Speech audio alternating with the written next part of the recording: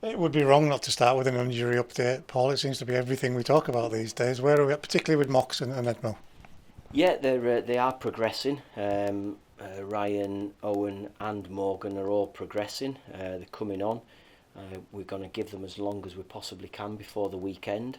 Um, I think it's probably fair to say that the weekend might be too soon for them, but we're just going to wait and see. I mean, they're important parts of the group, um, and we're just going to have to wait. They're getting the right attention, and we'll see come Saturday whether they're right for us. You've got a crop of others. Are any of them any closer, or are we still talking weeks here? No, no, there's nobody else closer. I mean, obviously we've got the long term ones of Josh and Joel. They're not going to be right. Brennan Dickinson goes in for his surgery on Friday morning, so that's the start of his recovery. Um, Toby is still the end of September, we're thinking. Um, Taylor Charters should join training last week. He had a little bit of a setback last week, and because of its a recurrence of an injury, we don't want to rush it. We've got to be right with it, um, and we're just going to have to wait and see. Paul Huntingdon's another few days closer to being fit. Again, it's probably going to be too early for this weekend, and I'm hoping for the Gillingham home game, or even the one after, we should be in a much stronger position and should have more numbers to choose from, which will obviously give me more selection headaches. Tuesday night, you highlighted it yourself that what the situation highlighted is that it does give us weaknesses in some areas, particularly physical presence and height, things like that. Yeah, that was a real concern, and that's a concern going into this week again. At Stevenage, they're a big side. They play for set plays, so they'll be direct up to the strikers. They play for corners and free kicks and throw-ins. And we're going to have to roll our sleeves up and we're going to have to compete. One of the things we've done in training today has been about competing, getting aerial battles, aerial duels. And the players are committed enough to do it. It's just on the day. We've got to see how we stand up to that. Still in that 25 odd minutes, we created some good chances. Oh, we created some real good chances. I mean, we were under the cosh a little bit as well, but we had some great opportunities. We had a bit of an overload down the left hand side. With a little bit of care, we could have got into a better position. We had Christian Dennis has rolled one for Gibbo, whose shot probably should have been a little bit wider and caused the keeper a problem. Jordan had another chance in the middle of the box where he had a bit of a volley. So yeah, we did create chances, and that's been the theme of our games so far this season. We have created quite a number of chances. The one thing I'm saying is keep creating them, and let's be more clinical, and if we do that, then we'll get some more convincing results. The style of football is always going to create chances like we're getting if we do it the right way. That's the important bit, isn't it? The players have to implement it. Yeah, of course they do. They've got to, we can ask them to do anything. We can ask for all sorts of stuff. It's how they go about it. They trust the shape, they trust what we're asking them to do, and they're going out and doing it. Um, One thing I've talked about all season is being safe behind the ball as well. So we're getting lots and lots of transitions. We need to be better behind the ball. We need to make sure we keep everything secure and we don't allow a transition coming against us. And I thought we did that okay on Tuesday night in the short time that the game was going on. It was more just about dealing with the set plays and the threat that Grimsby posed, and it was called off. So we've no idea what would have happened in the end. The next one that we have to focus on is Saturday, which is a real big game for us. Duncan coming in, he's got a little bit of versatility along that back line there. Does that help in terms of team selection? Um, yeah, of course it does. I mean, the fact that he's another defender gives us another option. So I'm really pleased we've got him. I bought him for the long term. I bought him for the 6 months, not just for one game. So he needs to bed in. We'll see how he is when we get another day of training. It'll be good for him that we've got an overnight stay and he can settle in with everybody else. But I'm hoping he's going to play a number of games between now and the end of his loan, and then we'll see whether or not we extend it further. The other important thing, the fact that we are still playing some really good football, is the lads who come in, sometimes probably unexpectedly, they're doing the job. Yeah, they are. Yeah, I mean, Dev got his first start the other night, and he didn't look out of place. He looks as if he could slot in. Jaden's done the same. Sonny's had an opportunity. Omari's come into the side, and we're still working his way to full fitness, but he's still a threat. And that's the good thing about having a pre-season where you can do your work, and days like we've had today, where we can do our work with the players and everybody gets an understanding of what the role in the team is. We know we're going to have bumps along the way. We know there's going to be hiccups, but if we try and just be consistent with our level of performance and the shape that we've got, then hopefully we won't be too inconsistent. You just touched on this a little bit earlier, but team selection-wise, once these boys are all back, we've got quite a decent squad. We have. I think we've got a good balance to it as well. You know, I mean, I've tried to put a group together where we've got a couple of players for each of the positions, and we've got a little bit of flexibility in the front five as well in how we go about it, whether that's two midfielders and a 10, or one midfielder and two 8s, whether it's two strikers or a front three. We've got flexibility in that we can adapt, whether that's adapt going into a game because of the opposition, or whether that's adapt within the game because we need to change it. I think we have got good options.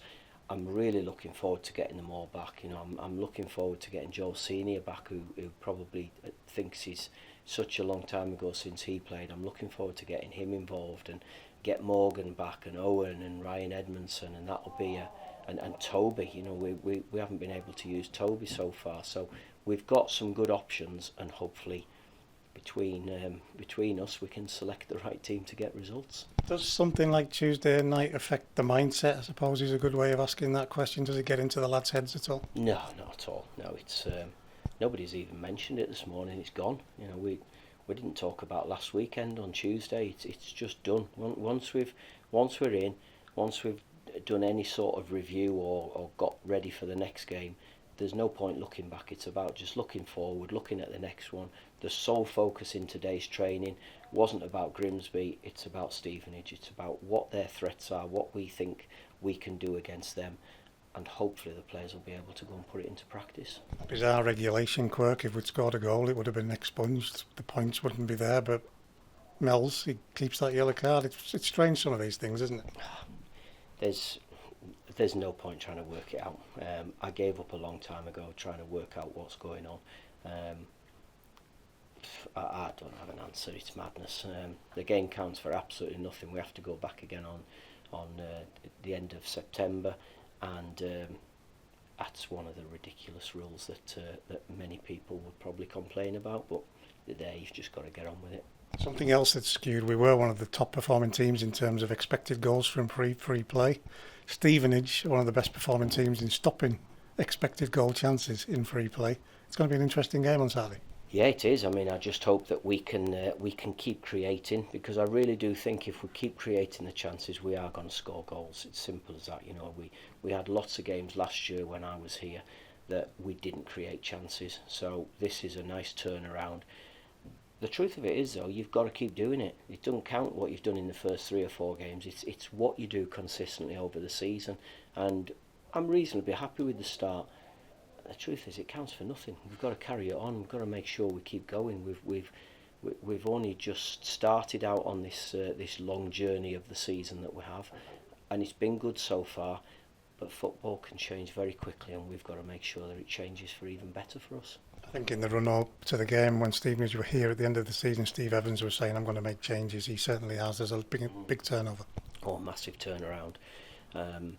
And obviously I only hear rumours that they're having a right go at it in terms of the financial input that the directors have given Steve. So we know it's going to be a tough test. They've got a really experienced group of players there. And this weekend will be, I said on Tuesday, this was a real big test at Grimsby of our personality, of how we deal with the conditions on the night. As it was, we only had to deal with it for 20 odd minutes because it just didn't, there was no relenting on the storm. This weekend is another test. I believe it's going to be quite warm again this weekend, so there's no risk of a waterlogged pitch, hopefully. This will be a real test, and we'll see what sort of character we have got. As we are, they're unbeaten. Yeah, that's a good challenge for both of us, isn't it? We want to make sure we stay unbeaten and set ourselves up for the next league game at home.